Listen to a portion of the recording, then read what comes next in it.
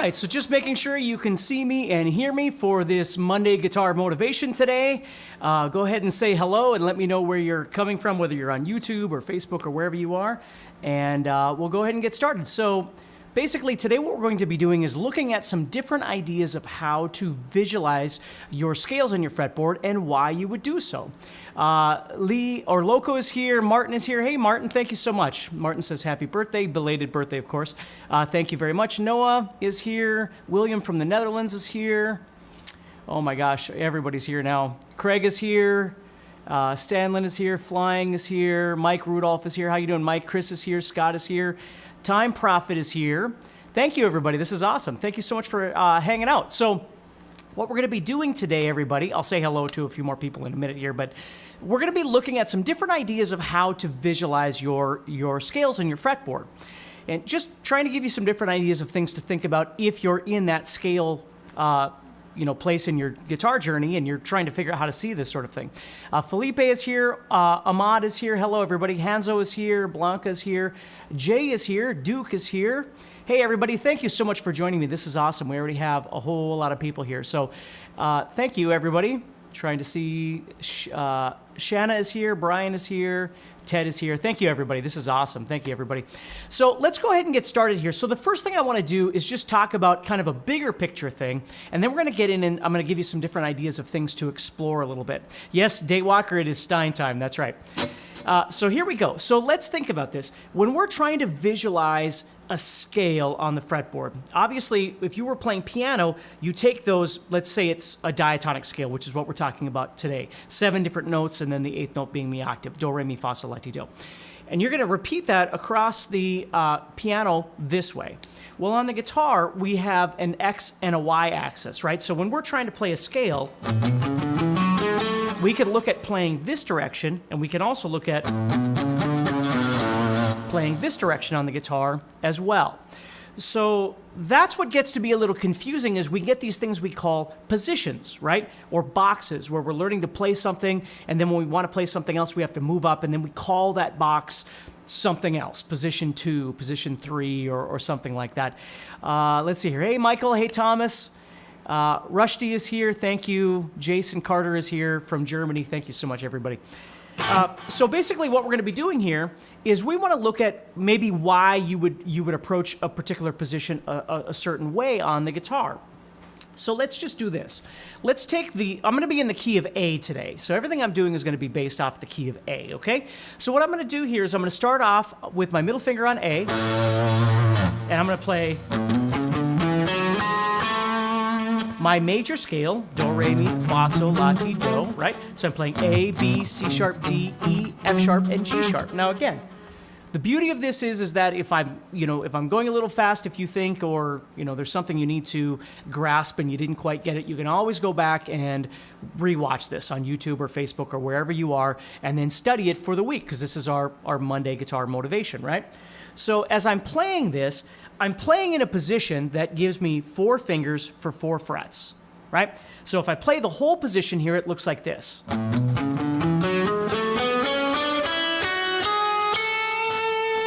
Okay, so I'm playing from A to A. And I can even reach the note B in this particular position.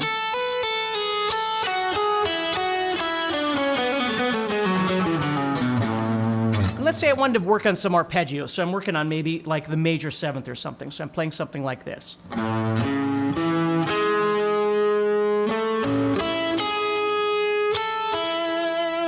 Right? So I see those, my root, my 3rd, my 5th, my 7th, and then again my root, my 3rd, my 5th, my 7th.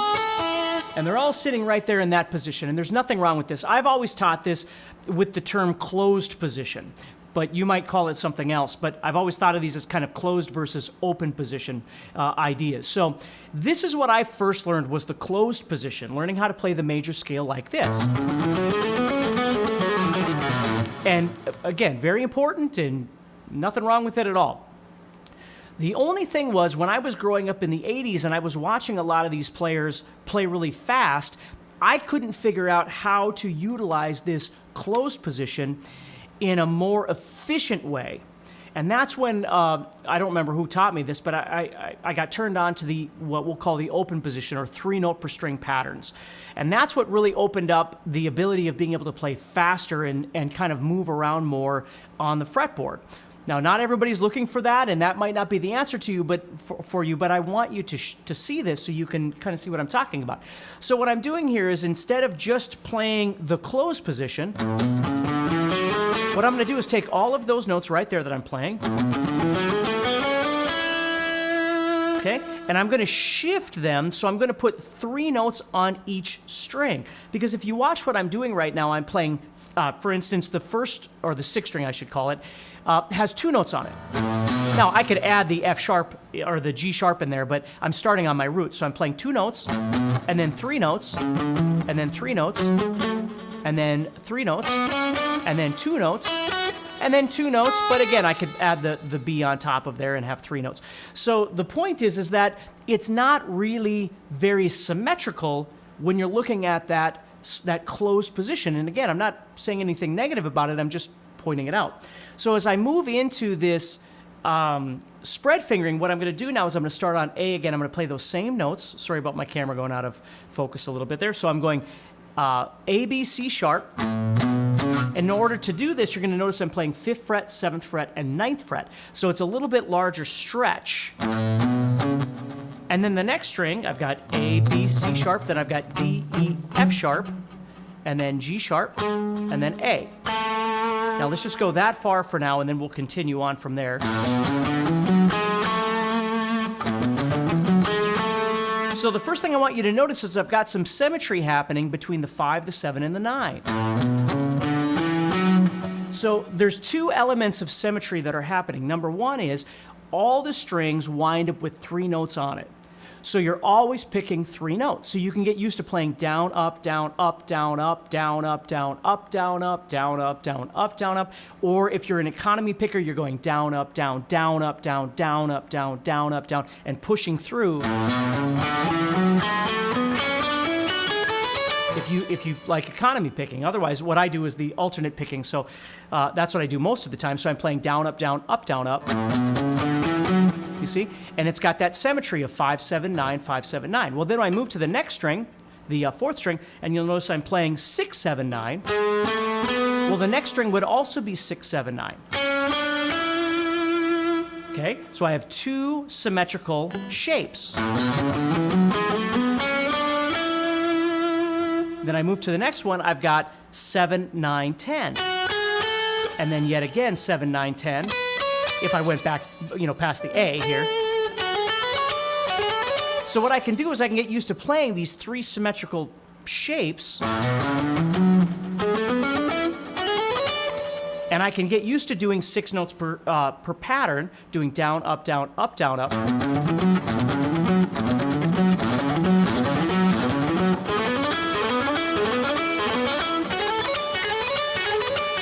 You see? So the cool thing about this is if you're interested in trying to learn to play things faster, or you're just looking for more symmetry, and I'm going to show you some other ideas as we move around here. We've got a few more minutes to try and utilize that. Now, everything isn't always that perfect. The shapes aren't always that perfect when you're moving around on different strings and things like that. But just to show you how this symmetrical idea can work for you, okay? Where when I was playing here,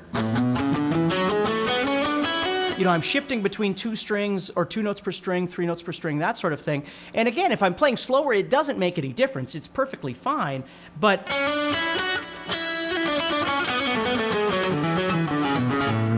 right? But if I come over here, I can get used to that. Playing all of those things in more of a symmetrical way.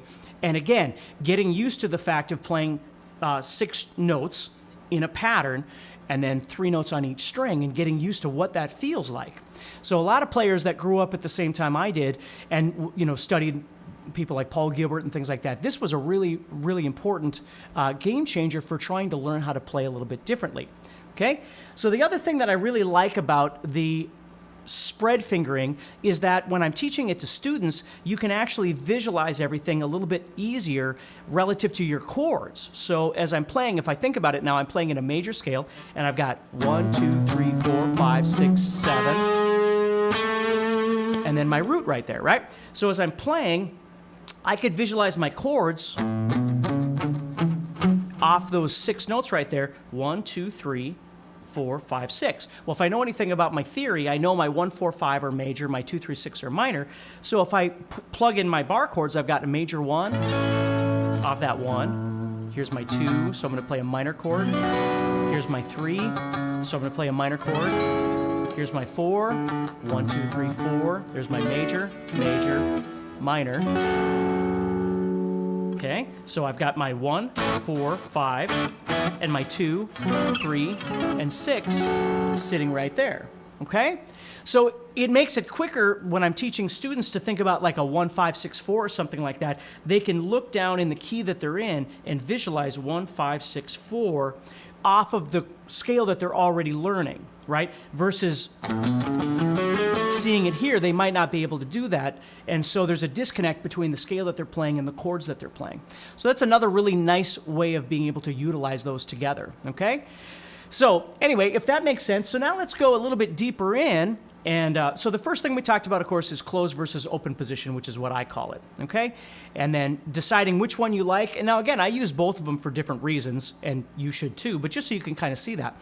Now, the next thing I want to do is I want to get in there a little bit further and think about if I was improvising over something and I needed to comp in a very small amount of time. Because, again, we always, especially in the rock world, a solo is like this 30-second to, a minute-long thing across the whole fretboard. Well, if you're playing something like Tom Petty, or God knows what it is. I just have Tom Petty on the brain because I was practicing something else. But sometimes it's just a fill that you're looking for, or a small little melodic idea that you want to throw in between 2 chords or something like that. And you don't have this elaborate solo that's coming. It's just a little thing that you're going to be working on.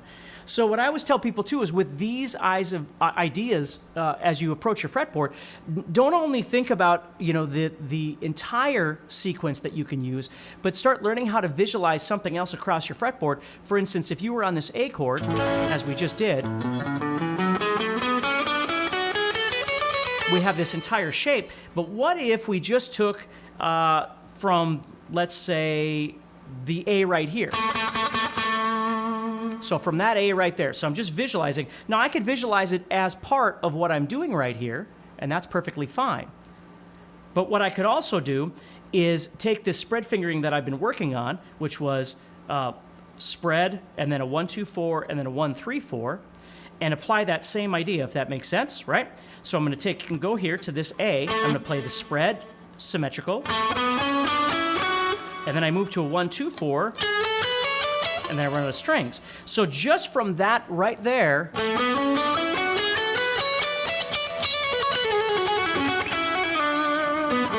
I could visualize that off of here. So maybe I don't want this entire scale, I'm just visualizing from this note A, right?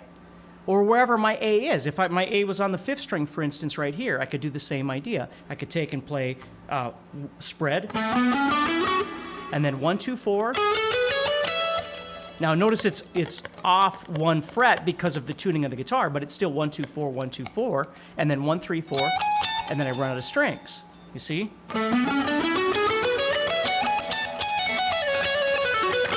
Or I could visualize from this A and play my spread twice, right? But again, it's got to shift because of the tuning of the guitar. Then 1, 2, 4, then I run out of strings. So the same idea applies across the entire fretboard. The only thing you have to be careful of is because of the tuning between the 2nd and 3rd strings, sometimes you have to shift up 1 fret, okay? But it works no matter where you go, which is a really helpful thing for you to be able to do, okay? So thank you, William, Chris, Arsh is here. I'm just looking down here. There's just so many comments there, so that I just want to, again, just give you something to kind of explore for the week and see what you can come up with. So bigger picture, obviously what we would love to do is be able to see the entire fretboard, opened up and be able to see all the positions and all the connectivity, and that is the ultimate goal, no doubt about it.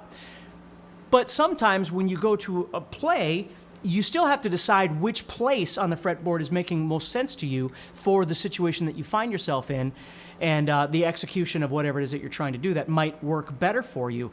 And also, the other thing which I found a lot of the players that I really love do is that they don't just, get into this mindset of whole fretboard when they go to play something. Sometimes they just find a little idea. Let me show you this real quick before I go.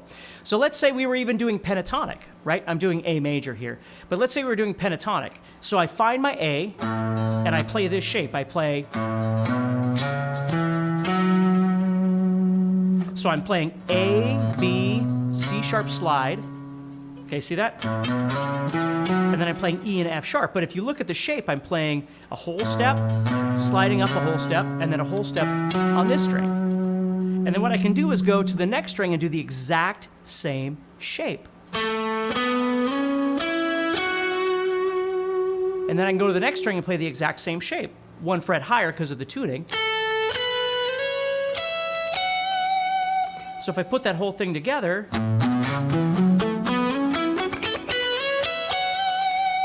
which you'll see moves you on the fretboard this way, doing something completely different than going,